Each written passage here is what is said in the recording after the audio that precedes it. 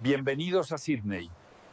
Reconstruiremos su génesis, de colonia penal a ciudad.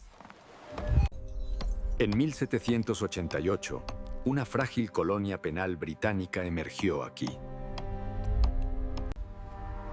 La supervivencia era incierta, un desafío constante contra la naturaleza.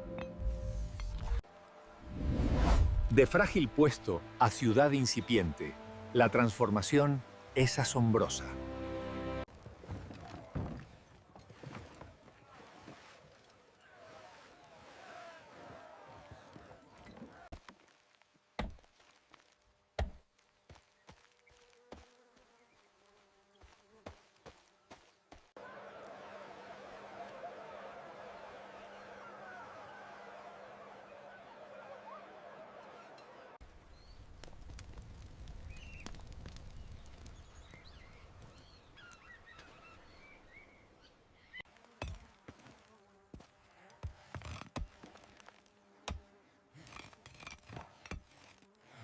En los últimos años del siglo XVIII, Sydney era apenas un experimento frágil aferrado al borde de un continente desconocido. Una colonia penal británica fundada apenas 8 años antes, donde convictos, soldados y administradores intentaban construir algo permanente en una tierra que no comprendían del todo. En este video, utilizo herramientas modernas de inteligencia artificial para dar vida a pinturas históricas, mapas y grabados de la época, cambiando perspectivas, moviendo ángulos de cámara y recorriendo estas escenas de maneras que sus artistas originales nunca pudieron imaginar. El objetivo no es simplemente observar el pasado, sino adentrarnos en él, caminar por Sydney tal como era entonces, e imaginar lo que habría sido estar aquí, desde los primeros días de la colonia hasta su transformación en algo más que un simple asentamiento de prisioneros.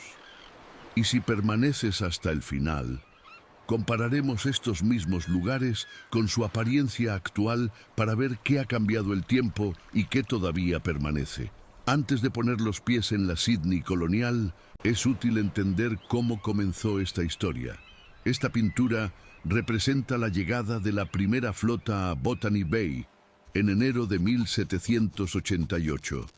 11 barcos que habían navegado durante más de 8 meses desde Inglaterra, cargados con alrededor de 750 convictos junto con marines, oficiales y sus familias. Llegaron a una bahía que el explorador James Cook había descrito como prometedora, pero que en realidad resultó ser poco adecuada para el asentamiento.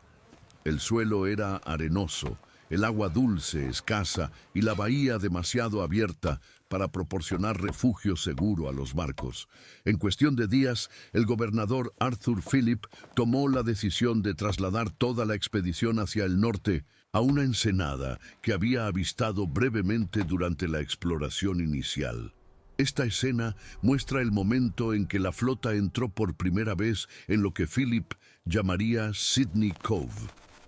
Era el 26 de enero de 1788, una fecha que más tarde se convertiría en el Día de Australia, aunque en aquel momento era simplemente el comienzo de un experimento incierto. La ensenada ofrecía lo que Botany Bay no podía proporcionar: agua dulce de un arroyo que bajaba por las colinas, tierras más fértiles para cultivar y un puerto natural profundo donde los barcos podían anclar con seguridad. Phillip la describió como uno de los mejores puertos del mundo, capaz de albergar 1000 barcos de línea en perfecta seguridad. Imagina llegar a esta costa desconocida después de meses en el mar, sin saber realmente qué te esperaba. Solo que todo lo que esperabas construir comenzaría aquí, en este rincón remoto del mundo. Los primeros años fueron de supervivencia desesperada.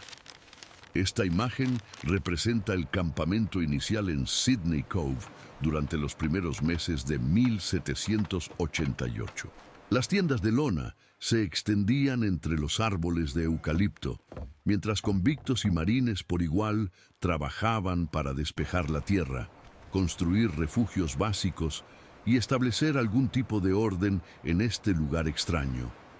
La colonia dependía completamente de los suministros que habían traído de Inglaterra, y cuando estos comenzaron a escasear, el hambre se convirtió en una amenaza real. Los intentos de cultivar fracasaron repetidamente porque nadie entendía el suelo australiano ni sus estaciones invertidas. Durante estos primeros años, la muerte por inanición era una posibilidad constante que pendía sobre todos. Este grabado muestra la casa del gobernador tal como aparecía en los primeros años de la colonia.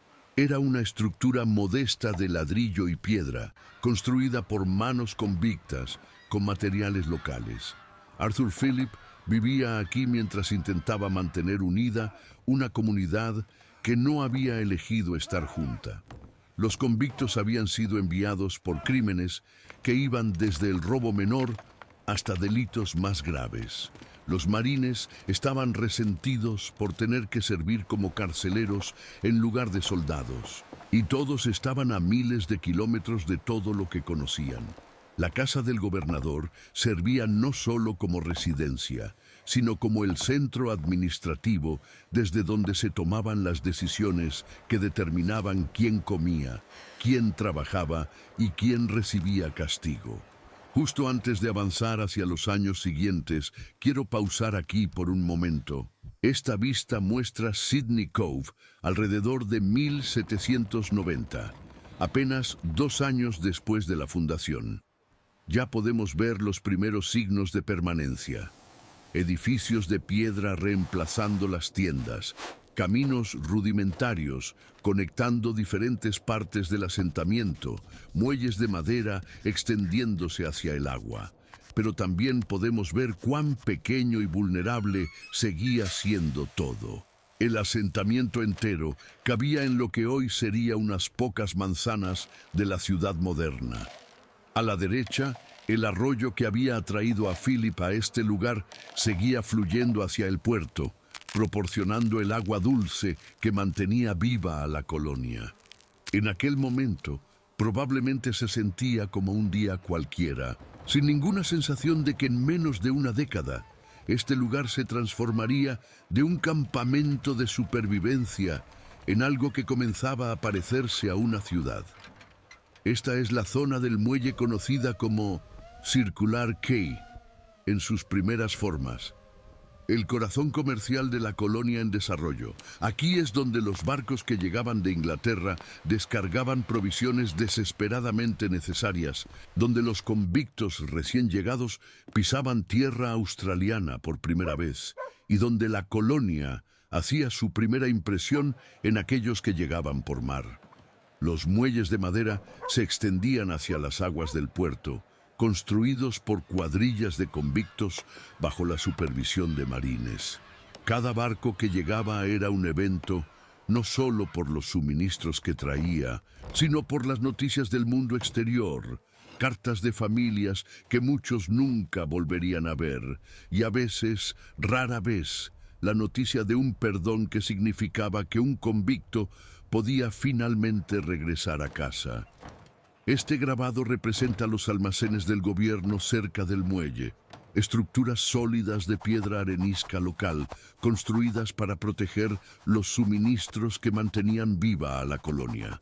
El almacenamiento de granos, herramientas, telas y otros bienes esenciales era una cuestión de vida o muerte en un lugar tan aislado del resto del mundo. Un administrador controlaba cuidadosamente cada onza de comida distribuida, cada herramienta prestada, cada metro de tela asignado. El sistema era estricto por necesidad, porque en una colonia donde la próxima nave de suministros podía tardar meses o incluso más de un año en llegar, el desperdicio o el robo podían significar hambre para todos. Dejando el puerto, nos adentramos en las calles que comenzaban a tomar forma en 1796. Esta vista muestra lo que entonces se conocía como High Street, el camino principal que conectaba el muelle con el interior del asentamiento. A diferencia de las ciudades planificadas de Europa, Sídney creció de manera orgánica, con caminos que seguían las rutas más convenientes entre puntos importantes en lugar de adherirse a una cuadrícula ordenada. Las casas a lo largo de esta calle eran una mezcla de construcciones, algunas de piedra arenisca para los oficiales y administradores más importantes, otras de madera y barro para los convictos que habían cumplido sus sentencias y ahora intentaban construir vidas como hombres libres. El contraste entre estas estructuras reflejaba las divisiones sociales que definían la vida colonial. Esta imagen muestra el cuartel de los convictos, uno de los edificios más significativos de la Sídney temprana. Aquí es donde vivían los prisioneros que aún cumplían sus sentencias, bajo vigilancia constante y sujetos a un régimen estricto de trabajo y disciplina. El edificio era funcional más que cómodo, diseñado para albergar a cientos de personas en condiciones que variaban desde lo tolerable hasta lo miserable, dependiendo de la época y las circunstancias. Los convictos dormían en literas de madera, se levantaban antes del amanecer para trabajar en proyectos de construcción, agricultura o cualquier otra tarea que la colonia necesitara, y regresaban al anochecer para ser contados y encerrados hasta la mañana siguiente. El sistema de trabajo convicto era el motor que impulsaba el desarrollo de Sídney. Esta escena muestra una cuadrilla de prisioneros trabajando en la construcción de un camino. Rompían piedras, movían tierra, talaban árboles y realizaban el trabajo pesado que transformaba gradualmente el paisaje australiano en algo que los colonizadores europeos reconocían como civilización. A cambio de su trabajo, los convictos recibían raciones de comida, ropa básica, y para aquellos que se comportaban bien, la posibilidad eventual de obtener un ticket de licencia que les permitía trabajar por su cuenta. Algunos incluso recibían perdones completos y se convertían en colonos libres, aunque siempre cargaban con el estigma de su pasado.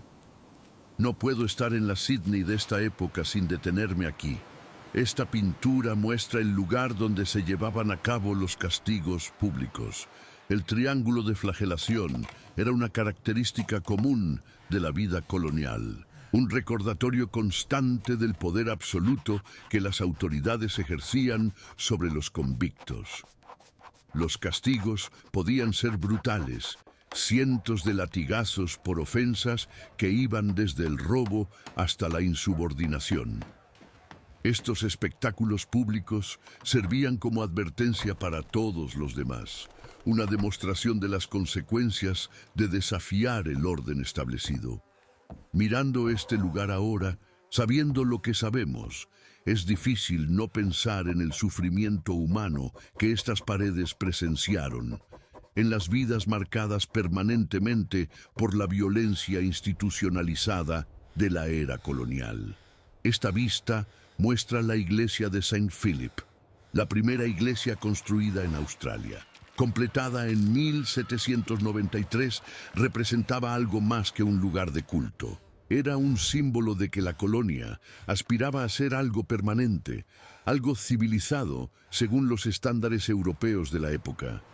Los domingos, convictos y hombres libres por igual asistían a servicios donde el capellán colonial predicaba sobre redención y obediencia, mensajes cuidadosamente seleccionados para una audiencia de prisioneros.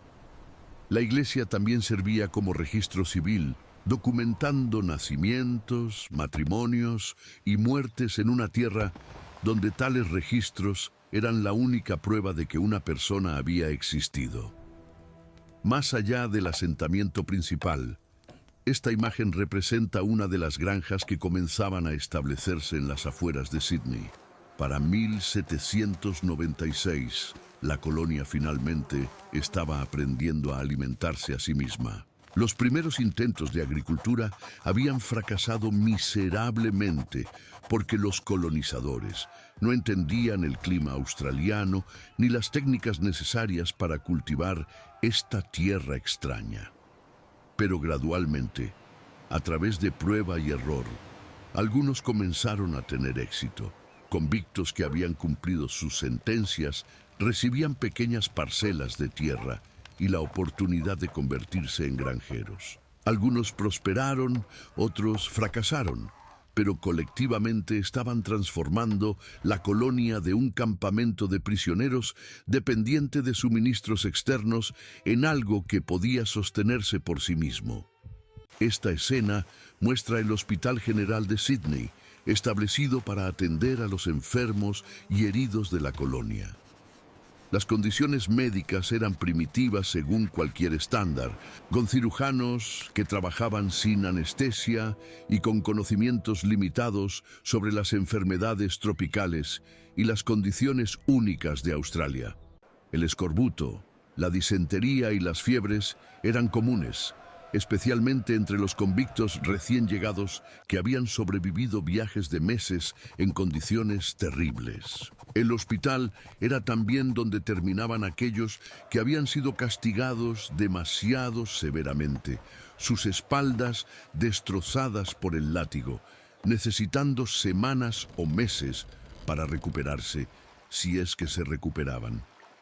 Esta pintura representa el encuentro entre los colonizadores británicos y los pueblos aborígenes que habían habitado estas tierras durante decenas de miles de años. Los Eora, el pueblo cuyo territorio incluía Sydney Cove, observaron la llegada de los extraños barcos y las extrañas personas que descendían de ellos. Al principio hubo curiosidad mutua, intentos de comunicación, intercambios de regalos.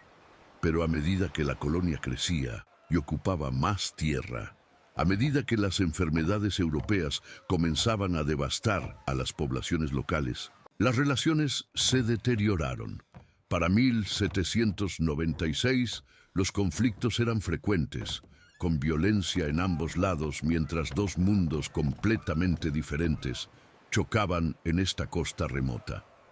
Bennelong era quizás el aborigen más conocido de esta época, un hombre de los Eora que fue capturado por orden del gobernador Philip y que eventualmente sirvió como intermediario entre los dos pueblos. Esta imagen lo muestra vestido con ropa europea, una transformación que simbolizaba los intentos coloniales de civilizar a los pueblos indígenas según sus propios términos. Bennelong viajó a Inglaterra, fue presentado al rey y regresó a Sydney como un hombre atrapado entre dos mundos sin pertenecer completamente a ninguno. Su historia es una de las más trágicas de la era colonial, un recordatorio de las vidas individuales atrapadas en el choque de civilizaciones. Mirando hacia el puerto desde las colinas sobre Sydney, esta vista captura la colonia tal como aparecía en 1796. 8 años después de la llegada de la primera flota, el asentamiento se había transformado de un campamento desesperado en algo que comenzaba a parecerse a una ciudad. Los edificios de piedra habían reemplazado las tiendas de lona, los caminos conectaban diferentes partes del asentamiento, los barcos iban y venían del puerto, pero seguía siendo pequeño, vulnerable, dependiente de decisiones tomadas a medio mundo de distancia por personas que nunca habían visto estas costas. Nadie en ese momento podía haber imaginado que este experimento penal se convertiría en una de las grandes ciudades del mundo. Ahora, quiero traerte al presente y mostrarte cómo lucen estos lugares hoy. Gracias por estar aquí, y si tienes ideas o solicitudes para futuras ciudades, compártelas en los comentarios. Vamos a ello. Este grabado muestra Sydney Cove en los primeros años de la colonia, con los muelles de madera extendiéndose hacia un puerto lleno de veleros británicos. Era el centro nervioso de un experimento penal, el lugar donde llegaban los suministros que mantenían viva a la colonia y donde los convictos recién llegados pisaban tierra australiana por primera vez. Hoy, Circular Quay ocupa el mismo lugar, transformado en una terminal de ferries moderna, dominada por la silueta icónica de la Ópera de Sydney. Los veleros han sido reemplazados por ferries verdes y blancos, y millones de turistas caminan cada año por donde antes caminaban convictos encadenados. Esta pintura representa la casa del gobernador, tal como aparecía en 1790, una estructura modesta de piedra y ladrillo, donde Arthur Phillip intentaba mantener unida a su frágil colonia. Servía como residencia, oficina administrativa y símbolo del poder británico en estas tierras remotas. La casa original fue demolida hace mucho tiempo, pero su ubicación está marcada en los jardines botánicos modernos, no lejos de donde se construyó más tarde Government House, la residencia actual del gobernador de Nueva Gales del Sur. Este grabado muestra el área de The Rocks, tal como era en los primeros años de la colonia. Un laberinto de calles estrechas y edificios de piedra arenisca donde vivían marineros, convictos liberados y los elementos más ásperos de la sociedad colonial. Era conocido como un lugar peligroso, lleno de tabernas y casas de mala reputación. Hoy, The Rocks es uno de los destinos turísticos más populares de Sydney. Sus edificios históricos, cuidadosamente restaurados, albergan restaurantes, galerías y tiendas de souvenirs. Los callejones, que una vez fueron sinónimos de crimen, ahora están llenos de mercados de fin de semana. Esta vista muestra el Hospital General tal como aparecía a finales del siglo XVIII. Un edificio funcional donde cirujanos con conocimientos limitados trataban a los enfermos y heridos de la colonia. Las condiciones eran primitivas, la mortalidad alta, y para muchos convictos era el último lugar que verían antes de morir. El hospital original ya no existe, reemplazado por el desarrollo urbano moderno, pero el sistema de salud pública de Nueva Gales del Sur puede rastrear sus orígenes hasta aquellos primeros intentos de proporcionar atención médica en la colonia. Este grabado representa la iglesia de St. Philip, la primera iglesia de Australia, un símbolo de las aspiraciones de permanencia y civilización de la colonia. Los domingos, toda la comunidad colonial se reunía aquí para servicios que mezclaban fe religiosa con mensajes de obediencia y orden social. La iglesia original fue reemplazada por una estructura más grande en el siglo XIX, y hoy St. Philip's sigue siendo una iglesia activa en el corazón del distrito comercial de Sydney, rodeada de rascacielos, pero conservando su conexión con los primeros días de la colonia. Esta pintura muestra las tierras de cultivo en las afueras de Sydney, donde convictos liberados y colonos libres intentaban alimentar a la colonia hambrienta. Los primeros intentos de agricultura habían fracasado, pero para 1796 algunos finalmente estaban teniendo éxito. Esas mismas tierras hoy forman parte de los suburbios occidentales de Sydney, completamente urbanizadas, con casas, centros comerciales y autopistas donde antes había campos de trigo y maíz. Si pudiera visitar este lugar con lo que sé hoy, creo que lo vería como uno de los experimentos sociales más extraordinarios de la historia moderna. Una colonia penal en el fin del mundo que se convirtió en una nación próspera. Un lugar de sufrimiento y castigo que se transformó en una de las ciudades más vibrantes del planeta. Las calles que caminamos hoy en Sydney fueron trazadas por convictos, los edificios construidos por sus manos, los cimientos de una sociedad